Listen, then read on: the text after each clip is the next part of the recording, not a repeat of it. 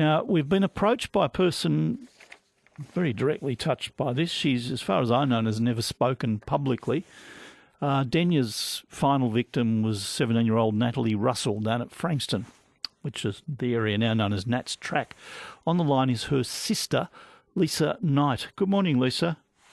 Good morning, Neil. Thank you for having me on your show. Well, it's important that we hear from you. Why? And you haven't spoken publicly, have you? Why? Never. Never spoken public before. So why? Why now? I think our family is really, really upset. We're very confused, we're very distressed, and we can't understand why Premier Daniel Andrews isn't willing to sign the bill to never release poor Charles Denya again. We would hate to see any other family have to go through what we have. It's horrendous. Opening up the newspaper and seeing his face, turning on the TV, there he is.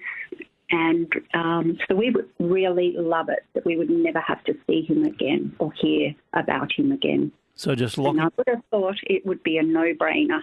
Lock him away and forget about him, and don't put the families through it when there's a possibility of parole. No, it's just horrendous. Sitting, waiting to hear from the parole board. So if Daniel Andrews could reconsider his decision, that would be fantastic. Would you like to meet with him?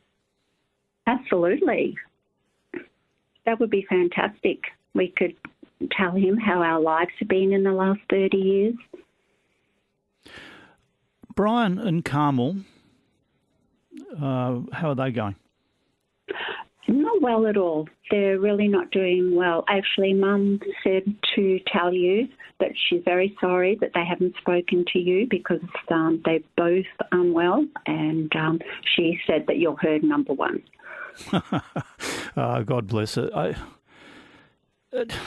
I remember, it came back to me then. I remember I did a TV documentary many years ago that Brian and Carmel were involved in, and a victim of New South Wales crime. It was all about capital punishment. I remember Brian and Carmel saying, we don't necessarily want him executed, but put him away so we don't have to think about him anymore.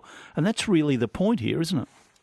That's correct, Neil. Mum and Brian have never even considered capital punishment for Paul Denya. All they ask is that he remains behind bars in prison, never to be released. How old were you when Natalie was killed?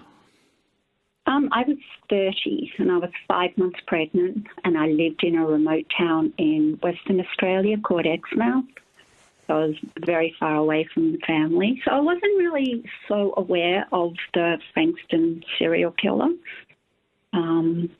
So when I got a phone call from my sister Janine telling me Natalie was missing, I just thought perhaps she's shopping. Because growing up, Mum has always asked us to tell her where we are. So as the night went on and we didn't get a phone call saying that Nat had come home, I was starting to really panic. So it's had a big impact on your life too? Oh, absolutely. I was 12 years old when Natalie was born, and my sister Janine was 10. So we grew up having Natalie being like our little doll, and Mum and Brian ran an old people's home. So we had a lot of responsibility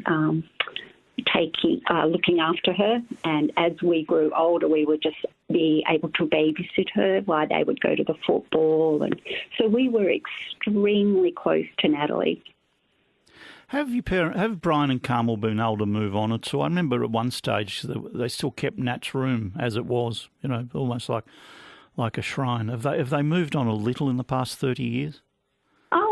Well, they moved houses and they had a spare room. They have a spare room with her photos and no, they'll never move on. They'll never be able to move on. No, something like this you just can't. That's the point. No. That's the point. Okay, well, look, we're trying everything we can, and I know that the opposition and David Limbrick, who you know, of course, who was Nat's boyfriend at the time, and is now a Member of Parliament, is trying everything. I don't know. your argument and Brian and Carmel's argument is the most persuasive because you've been in the middle of it, and Jake, Debbie's son. Yes, we know Jake. He's lovely.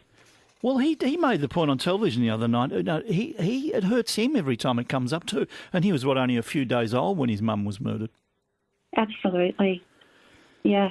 Okay. Well, it's so difficult for Jake. You know, he's doing really well and he's very positive. And then we get news that we don't want to hear. And then, you know, poor Jake is really suffering again. So it's not really reassuring. I mean, they tell me the parole board will never let him out, and that may be true, but he can reapply at any time. So it's not all that reassuring to you that the parole board might take that attitude. You just want it stored away and forgotten. Just forget him.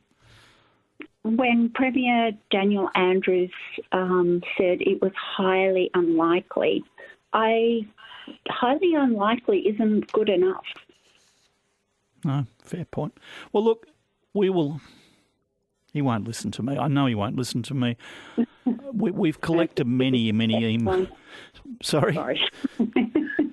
But we've collected many emails from the public supporting what you're saying, and I'll get more, and I would hope that he will listen to them. If he won't meet you, maybe the Attorney General will. But to have you and the others just explain why.